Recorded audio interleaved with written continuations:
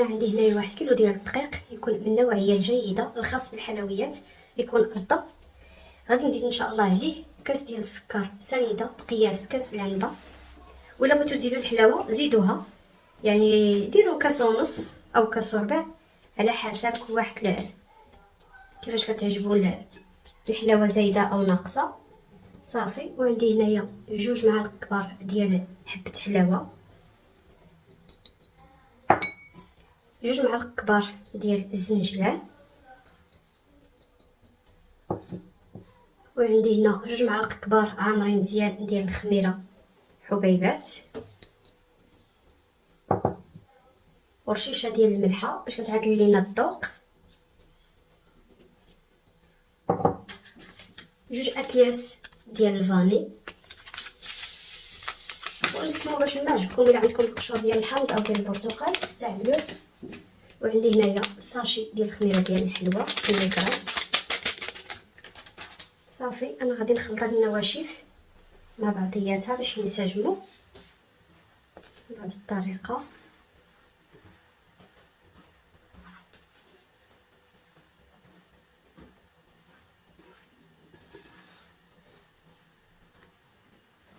دابا ان شاء الله غادي نزيد كاس ديال العنبه ديال الزيت، ما يكونش عامر بزاف لان هاد القريشلات اقتصاديين وهما المعتمدين عندي، ما فيهم لا بيض لا حليب، يعني في متناول الجميع مع هاد الاسعار المرتفعه. كنتمنى ان شاء الله تجربوهم ويعجبوكم، وانا متاكده غادي يعجبوكم لان اصلا اقتصاديين. صافي. وعندي هنا الماء دافي، غادي نبقى ندير الماء شويه بشويه وانا كنجمع العجينه ديالي. وكما كتعرفوا يعني القريشلات العجينه كتكون مرخوفه باش كيجيوكم زوينين وكيعطيوكم، يعني العجينه فاش كتكون مرخوفه كتعطيكم نتيجه مزيانه. ما تقصحوش العجينه. وان شاء الله دابا نوريكم القوام ديال العجينه في التالي كيفاش كيكون. وحتى الدقيق راه كيلعب دور كبير لا في المعجنات ولا في الحلويات، بالاخص الا كان النوعيه الجيده. كما كنقول لكم ديما الخاصه بالحلويات، يعني كاين ما شاء الله راه عندنا في الاسواق بزاف ديال الانواع.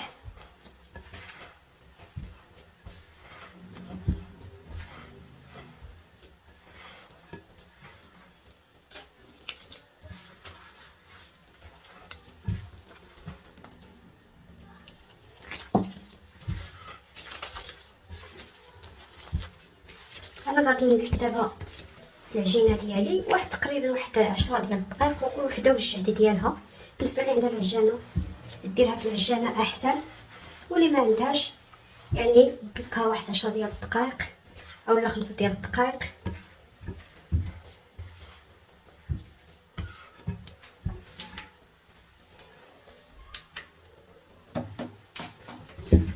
صافي البنات، من بعد ما خليت العجينه ديالي ديال القريشلات خمرات كما كتشوفوا وتضاعف الحجم ديالها، شوفوا ما شاء الله كي كتجي كتلصق في اليد. كما قلت لكم في الاول القريشلات خصكم تخليوهم العجينه ديالهم كتلصق بهذا الشكل. صافي. دابا ان شاء الله انا غادي نشكلهم معكم، غادي نحاول نحيد. شوفوا ما شاء الله البنات، شوفوا كيفاش كيجيو. غادي نحاول نحيد ديك لي كاز من العجينه بهذه الطريقه.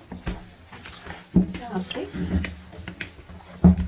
غادي نحطها في طاوله العمل بهذه الطريقه. شوفوا البنات كي كيجيو كيشوف صراحه غزالين.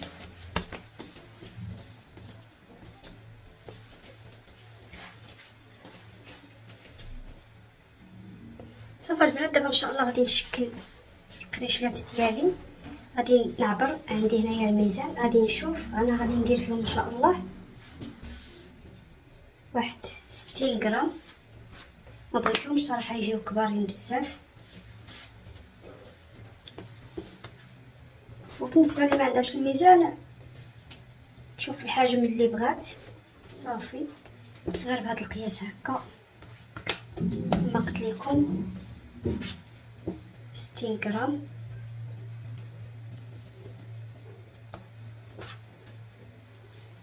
والعجينه كتلصق كما كتشوفوا البنات. هذا هو النجاح ديال القريشلات، ضروري خصها تكون كتلصق.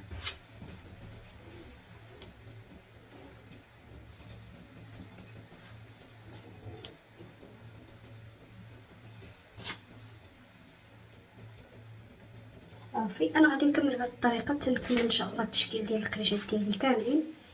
نوزنهم بنفس الطريقه 60 غرام ونتلاقاو ان شاء الله من بعد.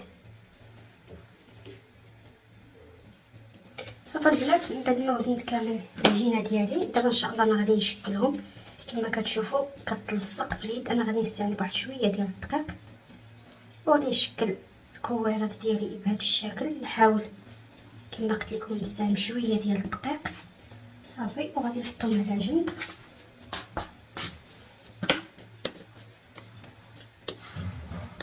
ضروري ما تكون العجينه كتلصق بهذه الطريقه كما كتشوفوا، ضروري راه الا ما كانتش هكا القريشلات ديالكم ما غاديش يجيو زوينين. صافي وان شاء الله غادي نخليهم يخمروا من بعد ما نشكل كامل الكوارات بهذه الطريقه كما قلت لكم.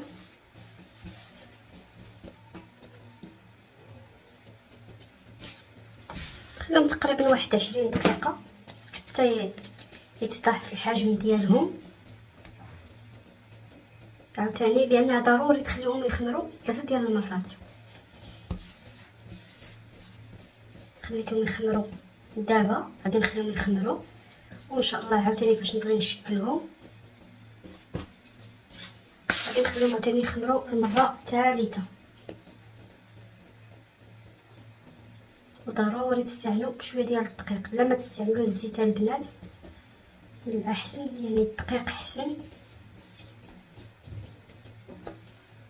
صافي انا غادي نكمل بهذه الطريقه الكميه كامله ان شاء الله اللي عندي ونتلاقاو ان شاء الله من بعد. صافي البنات، من بعد ما خمر ليا العجين ديالي كما كتشوفوا تضاعف الحجم ديالو، دابا ان شاء الله غادي ناخذ واحد شويه ديال الدقيق، غير شويه باش غادي نقرص القريشلات ديالي. انا غادي نطرقهم غير شويه، مبغيتهمش يجيوني عاليين بزاف. صافي وحاولوا تصوبوا الشكل ديالهم. صافي غادي نهزهم مباشره باللاطه. صافي انا غادي ندير عاوتاني وحده اخرى، ديما شويه ديال الدقيق كنستعين به. كما ذكرت لكم العجينه كتلصق، وهذا هو السر من اسرار ديال النجاح القريشلات. ضروري العجينه تكون كتلصق البنات باش كيجيوكم القريشلات ديالكم ما شاء الله مفشفشين واللي كلاهم ما كيشبعش منهم صراحه. صافي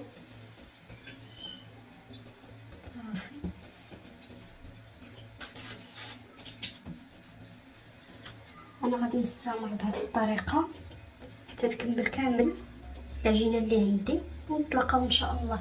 صافي البنات، من بعد ما كرست القريشلات ديالي بهذا الشكل كما كتشوفوا، دابا ان شاء الله غادي ندهنهم بالصفر ديال البيض باش نخليهم يخمروا.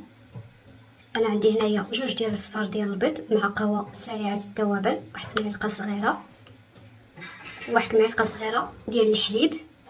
صافي وغادي ندهن القريشلات ديالي كاملين بهذه الطريقه. حاولوا دهنوا البنات حتى الجناب باش ان شاء الله غير يكونوا كيتحمروا، باش ما يبقاو لكمش بويض، ياخذوا ديك اللون الذهب. صافي من الاحسن دهنوهم دابا لان بزاف ديال البنات كيتشكاو فاش كيخمروا وكتجيو دهنوهم كتنزلوا لهم ديك الخميره ديالهم، كتقيسوهم كتنزل لهم الخميره. يعني دهنوهم دابا من الاحسن وخليوهم يخمروا.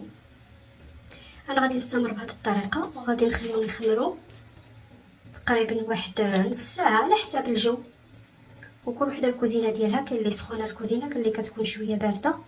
صافي غادي نخليهم واحد نص ساعه ان شاء الله ونتلاقاو باش ندخلوهم يطيبوا.